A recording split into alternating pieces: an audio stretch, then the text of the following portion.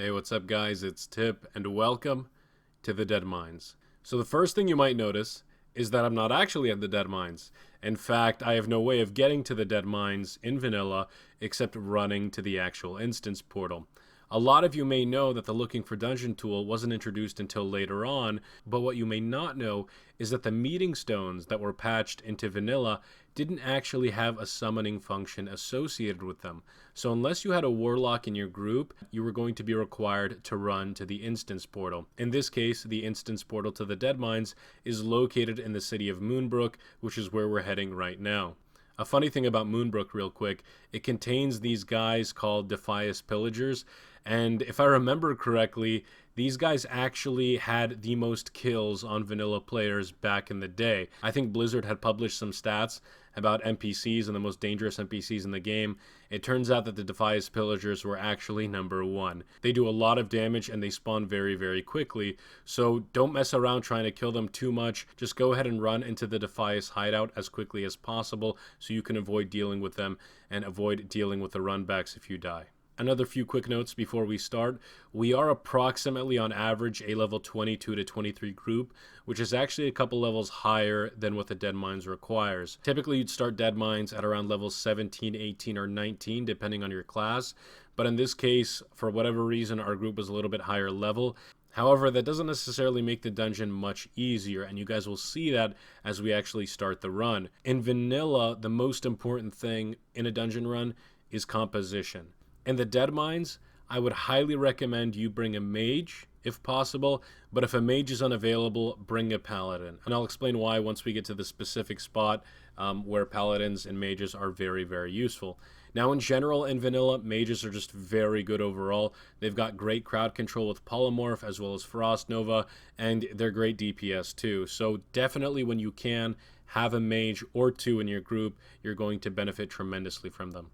God, I love this dungeon so much. I mean, even running to the dungeon back in the day was something so epic, because it's pretty much the only area you would see elites out in the actual world, aside from a couple of other unique situations. But just making your way to the dungeon invested you in your character and into the group so much more. All right, we are ready to go. So now that we're ready to move, we're going to go ahead and start clearing off some of the trash in this dungeon. I'm not going to talk about trash too much on a granular level. You guys can pretty much see how we interact with trash going through the dungeon. But what I do want to talk about is how classes function in instances. It's very different than the live game today. Back in vanilla, a lot of classes were very unique, and each class brought a very specific set of tools and utility to a dungeon group. As you can see, as a warrior, my biggest utility is my ability to tank. I'm not actually using a sword and shield right now. In the early vanilla dungeons, you can get away with using a two-hander as I am now. The main thing you want to make sure you're doing while you're tanking is generating as much threat as possible and using Sunder Armor as frequently as possible. Sunder Armor being your primary threat generator outside of Taunt.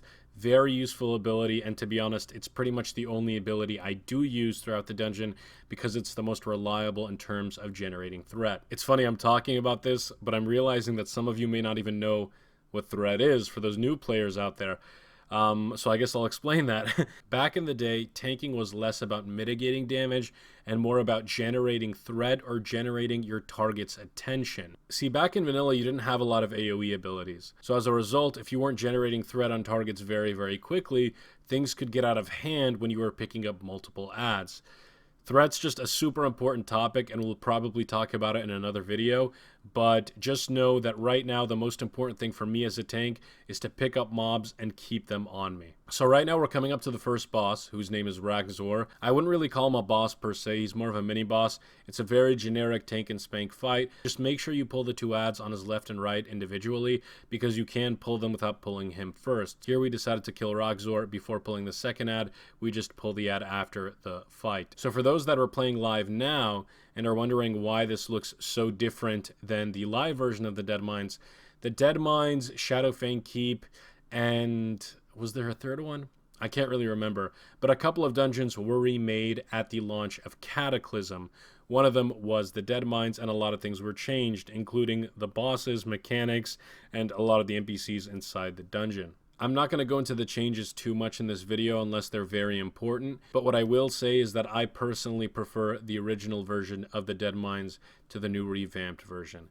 I think this is one of the greatest dungeons Blizzard has ever made. I think it should be a gold standard for all dungeons in any MMORPG. It's just such a great dungeon, so many great mechanics, but also an excellent, unique vibe to it. Now, there is a rare spawn here. I believe his name is Miner Johnson. We're going to go ahead and check for him here to see if he's up. He drops a pretty darn good shield, as well as a green cape, Miner's Cape, I believe it's called.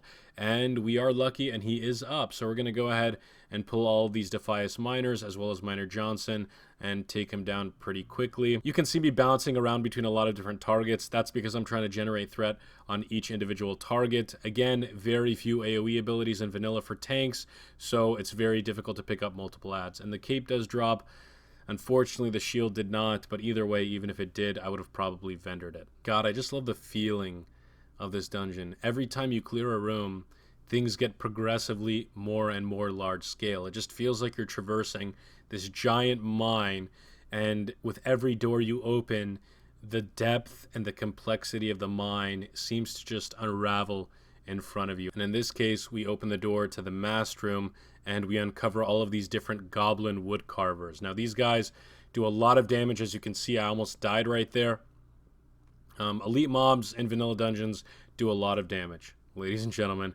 In case you haven't already noticed, they do a lot of damage, and it's very difficult to pick them up all at once. You have to be tap targeting like a mofo, as I am here, making sure that those guys don't get to your healer, because if they do in vanilla, most likely it's game over, especially if you are at the actual required level of a dungeon. Again, we're over leveling it just a little bit here. One thing to note about these wood carvers, they do knock you down, so just be careful of that. As soon as you get back up, go ahead and taunt them to make sure the threat is on you. I accidentally pulled Sneed Shredder at 270 health, but luckily our healer had a sufficient amount of mana to cover me.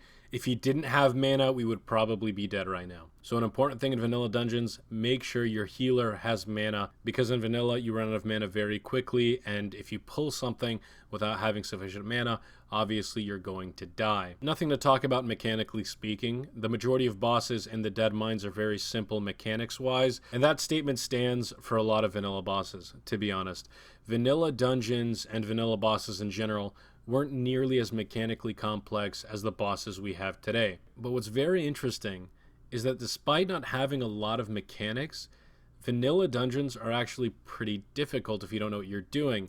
You are going to die a lot in these dungeons. In fact, we die a couple of times in this dungeon despite over leveling it. I've heard a lot of people say that because vanilla bosses weren't nearly as complex as some of the bosses we have on live servers today, that it wasn't very difficult. Honestly, I think this dungeon run proves that statement false. You don't need to have overly complex mechanics to make a game difficult. A lot of things go into difficulty beyond what bosses do or what abilities they have.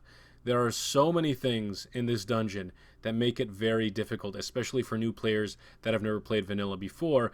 None of those things are boss mechanics. So again, I think the statement that you need boss mechanics to make a game difficult is absolutely ludicrous, and I think it's disproven very soundly in this video. So we're going to go ahead and clear these last couple of mobs real quick before hitting the next room.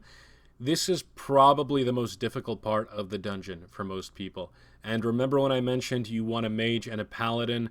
This room is why. This is the Goblin Foundry, and it is home to some of the nastiest monsters in this entire dungeon. In fact, I would probably say the nastiest, and they are the Goblin Engineers and the Goblin Craftsmen. So what do these guys do that's so nasty?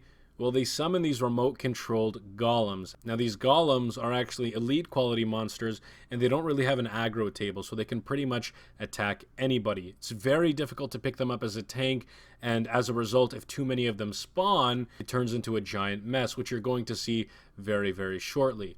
So why do you want a mage in this situation? Well, obviously, if you have a mage, then you have polymorph, and you can control one of the goblins so that they don't summon their golem and take one goblin and one golem out at a time. How does a paladin help? Well, paladins have Hammer of Justice, and as a result, while the goblin craftsmen are casting their golem ability, they can go ahead and stun the craftsman, and as a result, prevent that golem from being summoned. Now, in this case, you see a situation where both of the craftsmen got off their golems, and I'm forced to tank all 4 mobs at the same time. It does quite the number on our healer, and he goes out of mana very, very quickly, and I'm forced for a little while to contend with this golem without any heals whatsoever. In this case, I do survive, but again, we overlevel the dungeon significantly. If this was a level 18 or 19 dungeon run, we probably would have wiped there. You've got to be so careful here. You just really have to be careful. This is the room that will make or break your group. I'm not sure if it was me or the pet, but one of us accidentally pulled a couple of other goblins. What happens when you pull too many goblins and all of their golems spawn? Well, this happens. It's crazy how many times you will die in a vanilla dungeon, especially the Deadmines. I mean, need I remind you, this is the first dungeon in the game for Alliance. So let's go ahead and wind the clock back to 2004. You just started playing this game, you're a young teenager, you have no idea what threat is, you have no idea what tanking is, you have no idea what group composition is. You're running into this dungeon for the first time without any knowledge whatsoever of basic MMO fundamentals. What do you think is going to happen? To those that are new to vanilla WoW and classic versions of the game, my advice to you is to just be patient. You're probably going to die in this dungeon, you're probably going to wipe in this dungeon, and in many dungeons onwards. Remember, vanilla is very different. It's not set at the same pace as the live version of the game in Legion. You don't have to clear a dungeon in 10 or 15 minutes. In fact, you probably won't clear the Deadmines for a good 45 minutes to an hour, and that's if you have a good group. Just be patient, enjoy the journey while it lasts. It's a great adventure. These dungeons are sprawling adventures, and in this case, you're going to see an example of us dying and all having to run back. We accidentally pull basically the entire room. I have no idea how that happened, but as you can see, this is what can happen when all of the goblin craftsmen get off their golems. It turns into a giant mess, and we very quickly died. Again, as a group that overlevels this dungeon, you just have to be careful. It doesn't matter what level you are, you've got to be careful in this dungeon as you move forward with it. Now, if you die in a dungeon in vanilla, you do have to run back to your corpse. I believe it's the same on the live servers, but I honestly haven't died in a live dungeon in a very, very long time. But that's what makes vanilla vanilla. These long, mostly inconvenient, annoying parts of the game that build character and make achievement feel so much more satisfying. So we're back at the Goblin Foundry, and we're going to go ahead and attempt this one more time. I'm going to go ahead and pull the Goblin Craftsman back just a little bit. He does summon his golem, but this time I don't pull the entire room. So we have a little bit of an easier time here. We do end up clearing out this trash, and we do eventually get to the boss. Spoiler alert. I just want to call attention to this again because I just can't get over it. We overlevel this dungeon on average by like 3 levels. If we were a normal group, we would have wiped, I think, 3 times by now. 3 times at level 19 in the first dungeon of the game. That's vanilla, guys. That's vanilla. It's very, very punishing, especially when you don't abide by the rules of the game. But I think, again, it's very satisfying. When we do complete this dungeon, it feels darn good. It feels like we've accomplished something. It feels like we did something significant in the game, and ultimately you do feel very proud of yourself for doing so. When is the last time you felt accomplished in Legion, or Warlords of Draenor, or Mists of Pandaria? It's been a long time for a lot of us, and this is why we want this game back. It's a very different game from what we have today, and it's something we all miss very, very much. And we're going to go ahead and kill these couple of golems here. There is a chest underneath this ramp, and we're going to go ahead and loot that in just a little bit. A side note, my luck was really good in this dungeon. I ended up getting exactly what I wanted, which is great because of my previous run, I pretty much got nothing. So here we pull Gilnid, who is the boss of the Goblin Foundry. In this case, we also pulled a bunch of other craftsmen to go along with him. I think he does pull one craftsman by default no matter what, but I think we'll be okay. Intellect Agility. What a great combination. It's funny because I actually need this ring. Believe it or not, warriors benefit from agility in vanilla, so having this ring is actually an upgrade to having nothing. This dungeon was just so ahead of its time. I mean, just look at the sparks that are falling down in this foundry. The level of detail back in 2004, very, very rare. And honestly, this set the bar so high for dungeons and MMORPGs. Like, each room has its own unique setting, each boss has his own unique vibe, and while the mechanics aren't too complex, the dungeon itself is actually pretty darn challenging for new players. One of the biggest parts of immersion is class uniqueness. Now, normally in this situation, to open this door, you would actually have to loot the gunpowder that was shown a little bit earlier and essentially use the cannon to blow up the door. Now, when you do that, all of these pirates that are stationed outside the door will actually run to you, and you'll have to take on like 3 pirates at one time. However, if you have a rogue can actually pick the lock of this door, prevent the pirates from coming onto you, and as a result, make the dungeon just a little bit easier. It sounds really stupid and pointless. I mean, it's just 3 pirates, pretty easy to kill, but for whatever reason, that unique role, that sense of class fantasy that Blizzard always talks about, it's so much more apparent in earlier versions of the game, and just having a rogue do something so simple like that makes the game feel less like a game and more like a world. I know I harp on it so much, and you guys are probably bored of me saying it, but just, it's just, what can I say? Honestly, I just don't even know what to say. It just makes things so much cooler, and it makes this game, it just makes this game so much cooler. It makes it feel like an actual world experience versus a video game. And Capman Don't, shout out to you for opening up that door and increasing the livelihood of this game. So now we're just going to go ahead and clear up to the next boss, who is Mr. Smite. We do have to kill these Squall Shapers over here. They do have a unique ability, and that is casting Frost Nova. So if you're a tank, just be careful not to get frozen without a taunt. You might get in trouble there if you do. Again, not too many mechanics on the trash side, but these guys can be a little bit annoying. So a couple of things to note for Mr. Smite. There are a couple of Defias blackguards that are invisible right before he pulls.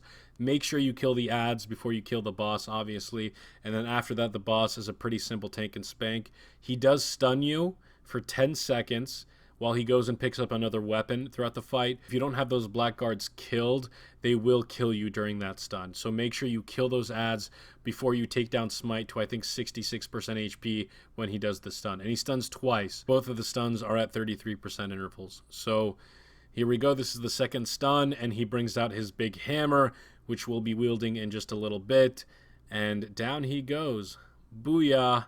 Smite's Mighty Hammer. A great mace for us, and it's a significant upgrade, but I don't think I use it in this dungeon because it doesn't have stamina. And because I'm tanking, I do want to prioritize stamina over anything else. So now for the Ascent and the final gauntlet. This is probably the most difficult part of the dungeon. If you were able to handle the Goblin Foundry with relative ease, then this part shouldn't be too difficult for you. The most important thing here is to just be patient. We're almost at the end of the dungeon, so this is the part where a lot of people get very anxious and excited. So now we're ready to take on Captain Greenskin. Now, Greenskin is a little bit more difficult than you might think. He's got a couple of elite ads that patrol with him, so you're going to have to take on every single one of these guys.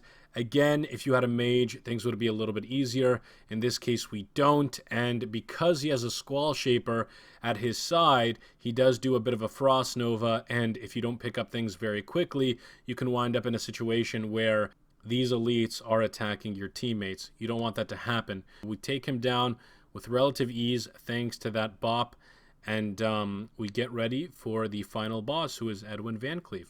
He's not too difficult to kill on his own. However, he does spawn a couple of elite mobs during the encounter. You need to take out these mobs because if you don't, they can pile on really quickly. As you can see here, I am taking a lot of damage. A lot of damage. And I do die pretty much right off the bat. Now, I thought we were going to die here, but we do get a little bit lucky. We lost our Warlock, who was tanking the majority of that fight, but we do end up pulling off the miracle, taking out Van Cleef and taking out the 2 Defias guards with him. And there you go. Sweet victory for us. We did make it through, and we were very fortunate not to wipe there. I do loot Edwin Van Cleef, and he does drop the Blackened Defias armor. Very, very good armor piece, great stamina. I think it's a great twink item as well.